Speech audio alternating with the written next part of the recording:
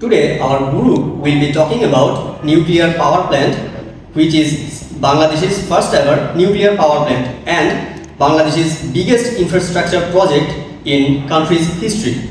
It's located in Ishordi, Pabna district, on the bank of Podma River, about 160 kilometers away from Dhaka.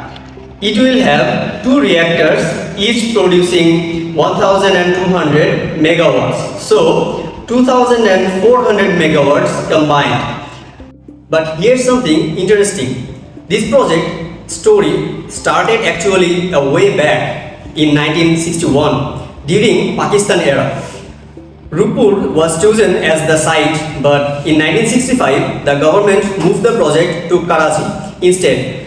After Bangladesh became independent, the idea was revived again and again. In 1995, in 2001, and finally in 2009, when Bangladesh signed an agreement with Russia to build the power plant. So this isn't just a construction project. It's a 65-year-old dream that finally came real. In April 2026, the plant reached a huge milestone. Fuel loading began in Unit 1, making Bangladesh the 33rd country in the world to use nuclear power plant and the third in South Asia after India and Pakistan. Let's talk numbers. This is where the things really get interesting. Back in 2007 to 2009, when Bangladesh first seriously considered this project, the estimated budget was around $2 billion. Experts at the time thought two reactors could be built for that amount based on our near country India. But by the real number, construction contract was signed in December 2015. The cost was jumped to 12.65 billion. That's more than 6 times the original estimate. Why did it grow so much? A few reasons. After the Fukushima nuclear disaster in Japan 2011, every country added much stricter safety features to nuclear plants that made everything more expensive. The early estimates are rough cases made years before any real engineering was done. Under the real deal, Russia agreed to finance 90% of the total cost through a loan with up to 4% interest and a 28 years grace period. Bangladesh had to cover the remaining 10%. And even after the contract was signed, costs keep rising, not because the contract price changed, but because of currency depreciation. The Bangladeshi taka was value lost against the US dollar, adding about 26,000 crore taka extra to the total project cost, bringing the total to roughly 1.39 trillion taka. So big lesson here: for massive first-time project like this, the first estimate is almost never the real number. Now let's move on the timeline. How long was it supposed to take and how long did it actually take? Today I am going to talk about the timeline of this project named Rooppur nuclear power plant in Bangladesh. This video I will show the plan and versus reality. When the contract was signed in 2015, here was the plan. So Unit 1 was supported to be complete by October 2023. Unit 2 was supported to be completed by October 20 and 24. Sounds simple, right? But almost nothing went according to plan. Deadline for Unit 1 was first pushed to December 2024, missed.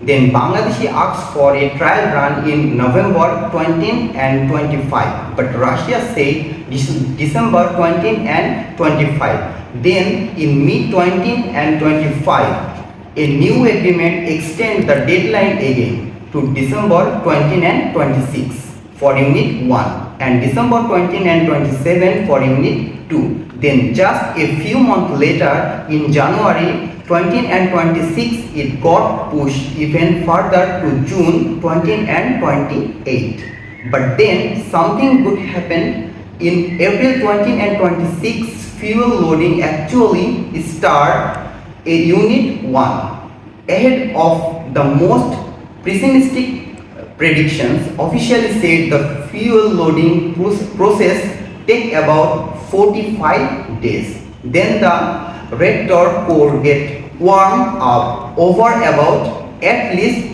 3 months, and late after that electricity can start flowing into the national grid, and first on a trial basis then a full capacity in the project plan. So overall unit 1 finished up roughly 3 years later compared to the starting 20 and 15 plan. Well explained exactly why it got delayed in the challenges section coming up.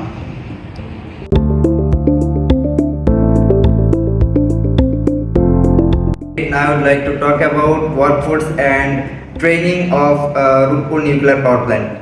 A project this huge needs a lot of people and a long-term plan to train them. At the peak of construction, around 20,000 to 25,000 workers were on site every single day.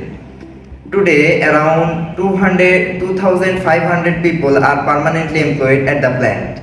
But here's the really smart part of this project. Bangladesh didn't just rely on Russia export forever. Starting around 2018, they began sending Bangladeshi engineers to Russia and India for training in plant bases every year.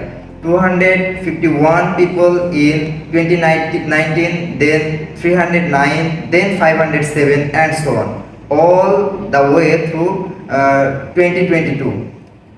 In this year, more than 2,000 Bangladeshi engineers and scientists had received advanced nuclear training. And as of the fuel loading milestone, 56 Bangladeshi engineers are now officially licensed to operate the plant alongside Russia.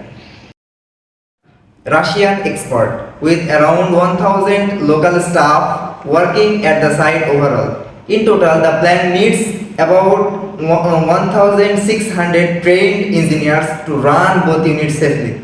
Since Bangladesh had zero experience with nuclear technology before this building this workforce from scratch years before the plant was even finished was one of the smartest part of the whole project.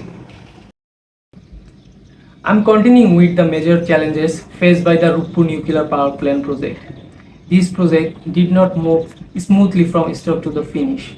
In fact, it had to survive many serious problems. Let's look at the main ones. First, the COVID-19 pandemic in 2020. Because of the pandemic, international travels was restricted.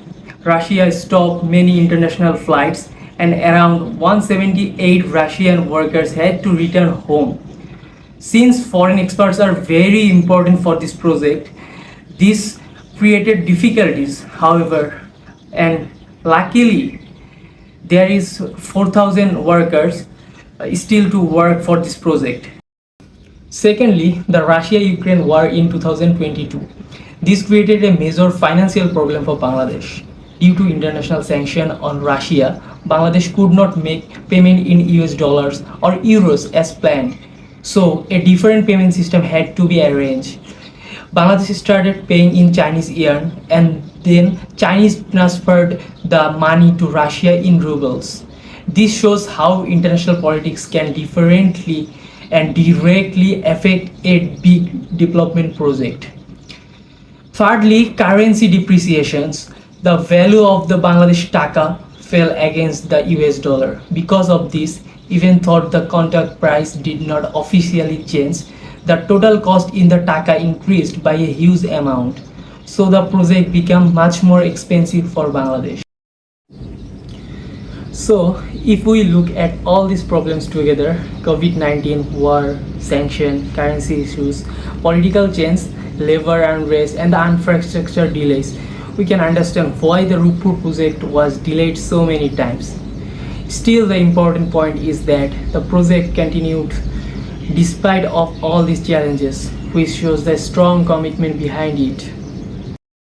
I will discuss about corruption success factors, lesson learned of Rooppur nuclear power plant. Back in 2019, a scandal broke out called the Pillow Scandal. It turned out that the Bangladesh government will furnishing 966 apartments for Russian engineers. Officials had bought ordinary pillows for approximately 6,000 taka each, about 20 times the normal market price of around 250 to 300 taka.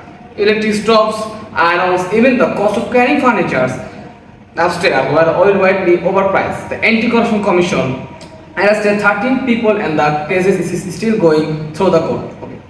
There's also a much bigger allegation that after the government change in 2024, reports surfaced claiming that the former PM Sheikh Hasina, her family members, and some Russian officials may have embezzled around $5 billion by inflating the project construction cost. A Dhaka court has issued and an investigation is ongoing.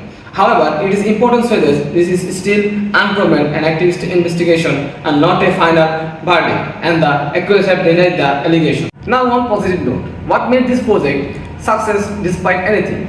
First, decades of political commitment. Government keep pushing this project forward across many years. Second, one reliable partner. Russia handled both technology and 90% of the financing, avoiding confusion. Thirdly, early workforce training, starting year before the plan was even ready.